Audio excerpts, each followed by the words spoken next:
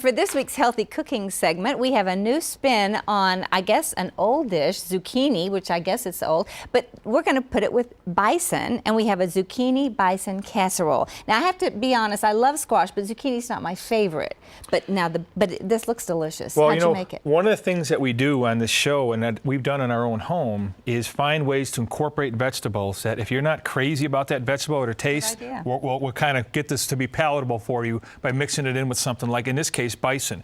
You know, one thing people don't realize about bison is that, Shirley, bison has less fat. Listen to this now at home. Buffalo. Buffalo, yes. Anybody that doesn't know. Buffalo. Us city slickers. Yes, has less fat than skinless chicken breast. Really? Yes, most people do not realize that. It's lower in fat. One of the things we use bison for so often is because bison is born on the range and dies on the range. They don't bring it in until it's time for slaughter. It lives out in the wild and does what it's supposed to do. And they don't have people going out there pumping it full of stuff. No, well, you know, as it gets more popular, that's probably going to happen, but as of right now, no. So here's what you're looking at. Before, it was all pretty like this. We started out with about 4 or 5 narrow zucchinis, salt, some organic if you can. Organic if you can. Sea salt is best. Unbleached flour, like we have here, versus the bleached flour. And I have I have to brag because I actually ground this whole wheat flour myself. Yeah, and that is pretty impressive, yeah, Shirley. I did. I ground this whole wheat flour myself, and then here's the white bleached. There's the white bleached. And, you know, just without even getting into the details, okay, you're putting it in your body, right? Yes. Bleached, unbleached. I know. Bleached, simple, balanced unbleached, health. okay? Okay. What else is then in we use there? a 1/2 cup of olive oil, a small onion, in this particular case here, 1 pound of bison, a little parsley and oregano. You know, we have to get this Italian somehow.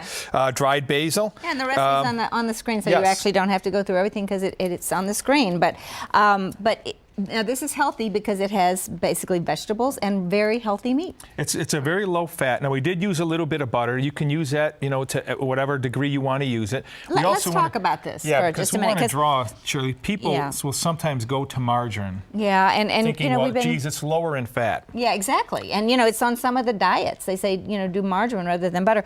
But I think everybody's pretty savvy now to know that margarine has or they have these trans fats that your body doesn't know what to do with, and it's not healthy. And hydrogenated oils. Hydrogenated oils, that was what I was trying to think of. And actually, this margarine is, I don't know if they can see on the camera, but actually this margarine is about the same color as the butter. Yes. But you know, there was a time when the margarine was really yellow. But that was food coloring. Well, you know, Shirley, we could leave that margarine out on this table until Armageddon, and it won't change. I know. I know this is bad, but I don't refrigerate my butter because I like my butter to be soft. A lot of health practitioners tell you not only to your butter, but do not refrigerate your eggs. Really? Yes, I do refrigerate my eggs. I do as well. I just haven't subscribed to that part of it yet. I always leave my butter out. The point is, that stuff has a higher body temperature than your body temperature. So when you ingest it, your body cannot utilize it. Wow. Interesting. So we talked about the bleached and unbleached flour. We talked about butter versus margarine. I have to go back just for a second because a lot, you know, with the big hullabaloo about trans fats, this little container of margarine actually says no trans fats. Now, how can they say that? Well, here's what you got to be careful, whether it's chips or whether it's margarine. You can put no trans fat as long as it's 500 milligrams or 1/2 gram or less of trans fat per serving. And the serving could be very tiny. That's the thing. I saw, we had some chips a couple shows ago, Shirley, 5 or 6 chips were a serving. Well, you're going to easily... This is 1 tablespoon. Okay. So in 1 tablespoon... There's less than 500 milligrams, and they can still legally put no trans fat. But you can sit there, like with the chip example, and wind up having several grams of trans fat, even though it says no trans fat on the label. It's kind of deceiving. It is a little deceiving. So now, we have eggs in here, as we went over the recipe, okay? This is a egg from a processed chicken. In other words, the chicken was in a coop its whole life. It has to be given chemicals just to have the shell form. Correct. Is that right? And it was artificially inseminated. Okay, so, you know, it was out of God's design. We're just going to little demonstration here to show how easy it is. I didn't think it was going to be that easy. Yeah, to crack it. Okay. Because it's not a good shell on it, basically. It's not a good shell.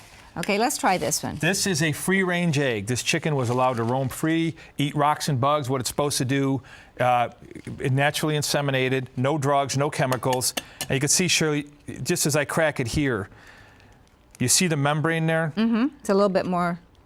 And these particular ones don't have a lot of difference in coloration. Although I don't know if you can see it on camera, but the free-range egg is darker. It is. And it's a smaller. darker yolk. And it's smaller. And you can actually see, I can see more of the membrane here around the yolk than I can here. That membrane obviously was put there, to protect a would-be chick in the egg. That's how that thing gets protected. So the whole bottom line is the brown eggs are better if they're free-range eggs. Yeah, they're cage-free, omega-3 enhanced. This is also full of biotin and inositol, a lot of things that are good for your brain. And I'll tell you something, Shirley, most people don't understand this. The nutrients are in the yolk. Really? Yes. So that whole thing, we'll The do that. fattening part. We'll do that. On a, Yeah, we will. Do it on another show. So, I think it's time for a little taste. Oh, yes. We have to go. Can't do They're that telling without us the to taste. go, but I Well, have to taste. They can just wait a minute. It's time to eat. Who do they think they talk to here? Well, can you read and talk? See, the marinara sauce is what really makes it. Oh, that's delicious. For cooking directions on how to make this zucchini and bison casserole, check out www.tln.com and click on Kylea. Up next, does it matter which apple you pick when it comes to keeping the doctor away? Find out after the break. So here we have these apples. Okay? We have 2 organic apples and 2 non-organic apples. I'm just going to put you on the spot here. Okay. Yes. Can you pick out the 2 organic ones? apples? These 2? Yes, indeed. Okay. What made you say that? Well, this one was smaller, and they're not quite as shiny, although these are nice and shiny. You must have polished them. Well, I think the lights help. Okay. But this one's smaller and not quite as shiny as this one. And this one, it's actually a beautiful apple, but not quite as shiny as that one. They're not as pretty. No, they're not. And if you think of apple trees, if you've been in orchards or if you've just been on property that's had an apple tree, this is really kind of what they look like usually when they come off the tree, Or even smaller. You got a little indentation here, a little thing bug here. thing. Man, that's okay. Bug here, bug there won't kill you. What makes them organic or not organic, Shirley, is the soil that the tree is grown in. So if the soil is treated with insecticides and pesticides, if the tree is sprayed with insecticides and pesticides and so on and so forth, those are one of the things that make it non-organic, okay? Organic trees are not sprayed, and there's not wax added to enhance the look of the apple. Now that's huge because the wax holds in the insecticides, It holds in the insecticides. It also compromises the natural fiber content that's in the skin. Oh, it does. The skin of an apple is a very, very healthy thing. We talked before about helps curb your appetite, and that skin is also very filling. Yeah, for those who may have missed that show, your healthy habit was to eat an apple 30 minutes before a meal. 30 minutes, right. With a glass of warm water and some lemon. So, let's transcend a little bit here to apple pie, one of America's favorites, right? Yeah. You can get apple pie, or then you can make apple pie. You use organic apples, and you use a whole wheat, preferably from sprouted wheat crust. You use organic butter. You use free-range eggs to make that apple pie, and show you that's an apple pie that is a healthy apple pie. It has sugar, but it also has a lot of nutritional benefit, right? Absolutely. Well, it's the sugar.